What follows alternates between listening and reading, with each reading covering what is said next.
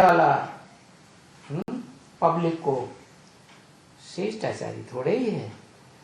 राजा श्रेष्ठाचारी हो तो प्रजा भी श्रेष्ठाचारी हो।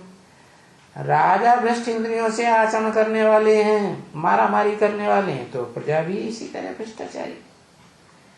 हाँ, इस कांटों के फॉरेस्ट में, इस कांटों के जंगल में, क्या संसार कैसा है? कांटों का जंगल है। कांटों का जंगल क्यों कहा? फूलों का जंगल क्यों नहीं कहा? फूलों का तो फॉरेस्ट होता है, होता ही नहीं। फूलों का तो बगीचा होता है, खुशबू आती है? सुखदाई होता है। ये कांटे तो दुखदाई होते हैं। इस फॉरेस्ट में, जंगल में तुमने आकर के फूल का जन्म लिया है। फूल माने ब्राह्मण का जन्म लिया है। क्या? त्रिवेदों में से जो पहला देवता है कौन? ब्रह्मा। ब्रह्मा तो कई होते हैं, अव्वल नंबर का, द्वितीय नंबर का, तीसरे नंबर का, चौथे नंबर का, या पंचमुखी ब्रह्मा भी दिखाते हैं। तो कौन से ब्रह्मा से जन्म लिया है? जो फूल का जन्म कहा जाए है? अरे तुमने जन्म लिया है। क्या कहा?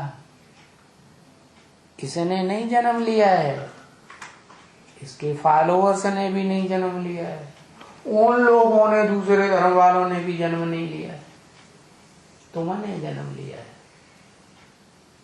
किससे जन्म लिया है? तुमने जन्म लिया है डायरेक्ट। किससे? अरे कौन से ब्रह्मा से? जल्दी लिखते भी नहीं है। पहले नंबर का कौन? नाम बताओ। है परम ब्रह्म, अव्वल नंबर। क्योंकि शिव बाप आते हैं, जिस मनुष्य तन में भी प्रवेश करते हैं तो उसका नाम देते हैं ब्रह्मा। ऐसे ब्रह्म वाक्य बोला है ना। तो अव्वल नंबर ब्रह्मा में आते हैं तो जरूर उस अम्मा से संतान भी कैसी पैदा होगी है? अव्वल नंबर की संतान पैदा होगी। ठीक है क्या? अव्वल नंबर की संतान कौन? शिव बाप आते हैं, रुद्र ज्ञान यज्ञ की रचना करते हैं। रचना करते हैं कि रुद्र ज्ञान यज्ञ स्थापन होता है? रुद्र ज्ञान यज्ञ में जो महारुद्र है उसके बच्चों का नाम पड़ता है रुद्रगण। क्या क्या नाम पड़ता है? रुद्रगण। सब पुरुष स्वभाव के है। और ऐसे रुद्रगण जो रौद्र रूप धारण करते हैं तो सारे संसार का विनाश हो जाता है। भयंकर रूप धारण करते हैं। कब? जब दुनिया के लोग अपने अहंकार में किसी की बात सुनते ही नहीं, किसी को कुछ समझते ही नहीं। आत्मा जो पार्टधारी है उस पार्टधारी आत्मा का रिगार्ड नहीं करते। तो जब ऐसी हालत हो जाती है, सबके अंदर देह भान भर जाता है। इस दुनिया में क्या 5 तत्वों से बनी हुई देह में बुद्धि सबकी धरी रहती है। पंचभूत से बनी हुई देह में बुद्धि धरी रहती, माने भौतिकवादी बन गए, आत्मा को भूल गए। जो ईश्वर है ऊंच ते ऊंच वो क्या है? वो आत्मा है, आत्माओं का बाप है। तो अपनी आत्मा को भी भूल गए, दूसरों को भी आत्मिक रूप में नहीं देखते, और आत्माओं के बाप को भी भूले हुए।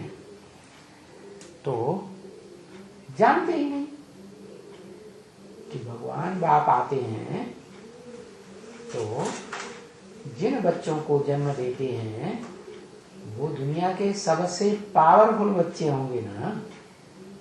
उनका जो माला रूपी संगठन बनता है, क्या रुद्रमाला कही जाती है ना, तो दुनिया का सबसे पावरफुल संगठन, क्योंकि वो बच्चे डायरेक्ट बाप से राजयोग सीखते हैं। क्या? राजयोग सीखते हैं और जन्म जन्मांतर के राजा बनते हैं। मनुष्य मनुष्यों को राजा नहीं बनाता। क्या आज सारी दुनिया में राजाओं का राज्य है या प्रजा का राज्य है? प्रजातंत्र राज्य फैल गया। कहते हैं प्रजा के ऊपर प्रजा का राज्य। अरे प्रजा में इतनी अकल होती है? राजा में अकल होगी तभी तो कंट्रोल करेगा। तो भगवान इस सृष्टि पर आते हैं तो इस सृष्टि पर मनुष्यों में बहुत बुद्धिमान होता है, समझदार होता है, उसको आकर के ज्ञान सुनाते हैं गीता का। और उस गीता ज्ञान के द्वारा राजाई विश्व की बादशाही देते हैं। योग से क्या मिलता है? विश्व की बादशाही। इसलिए कहते हैं क्या? बुद्धिमान नरार्जुन। क्या मनुष्यों में बुद्धिमान कौन? अर्जुन। तो बताते हैं कि तुमने अभी फॉरेस्ट में जन्म लिया है, अब फॉरेस्ट से निकल करके बाप के पास आए हो, तो ब्रह्मा के बच्चे, अव्वल नंबर ब्रह्मा के बच्चे, तुम क्या बन रहे हो? फूल बन गए, ब्राह्मण बन गए। ब्राह्मण तो नौकरियों के होते हैं। क्या? एक से एक ऊंची कुरी, सबसे ऊंची कुरी है सूर्यवंशियों की, जो सूर्य के बच्चे बनते हैं। तो जो सूर्य के बच्चे हैं वो फूल बन जाते हैं। क्या? फूल जो है सुखदाई होता है। फूलों का जन्म लिया है अभी बाबा द्वारा। किसके द्वारा? बाप द्वारा या बाबा द्वारा? बाबा द्वारा फूलों का जन्म लिया है।